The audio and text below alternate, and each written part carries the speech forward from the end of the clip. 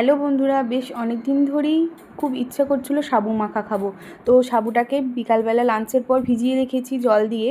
আর এখানে আমি নিয়ে নিয়েছি শসা, আপেল কুচি, খেজুর, কিশমিশ। আর এখানে দেখো সাবুটা খুব ভালো করে ভিজে গেছে, খুব নরমও হয়নি আবার খুব শক্তও নেই, বেশ একটু মুখে লাগার মতো আছে। তো চলো আজকে আমরা সাবু মাখা করে খাবো। তো এটা আমরা ডিনারে খাবো বলে করেছিলাম। তো এটা খেতে কিন্তু খুব ভালো লাগে, আমার তো খুবই ভীষণ ভীষণ পছন্দ। বেশ অনেক দিন ধরেই খাবো খাবো করছিলাম, তাই আজকে বানিয়েই ফেললাম।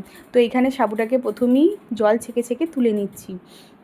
সাবুটা খুব গলে গেলে কিন্তু একদম খেতে ভালো লাগে না, সেই জন্য একটু আধা মানে একটু ভিজিয়ে একটু শক্ত টাইপের রেখেছি, যেটা একটু দাঁতে বসবে এরকম।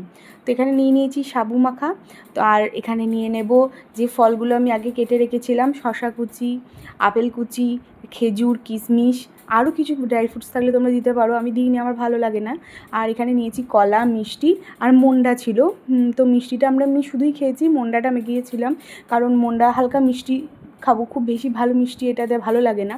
তো এখানে নিয়ে নিলাম খেজুর কুচি করা, কিশমিশ নিয়ে নিলাম, কিশমিশগুলো আমি গোটাই নিয়েছি, ছোটো ছোটো কাটতে অনেক টাইম লাগবে।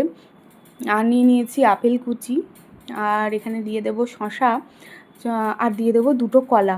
তো এটাকে আমি খুব ভালো করে প্রথমে মেখে নিচ্ছি। আর এখানে দিয়ে দিয়েছি 4টে মতো মন্ডা। তো 4টে মতো দিয়েছিলাম, খুব বেশি মিষ্টি হবে বলে একটা মন্ডা আমি পরে সরিয়ে নিয়েছিলাম। দিয়ে এটাকে খুব ভালো করে মেখে নেব। আর এটা খেতে কিন্তু দারুণ হয়, খুব সুন্দর হয়, আমার তো খুবই পছন্দের। তো তোমরা কে কে এটা পছন্দ করো অবশ্যই নিচে কমেন্ট করে জানাবে।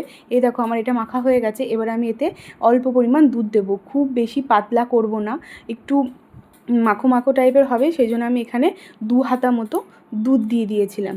দিয়ে এটাকে খুব ভালো করে মেখে রাতে ডিনারের জন্য বানিয়ে নিলাম।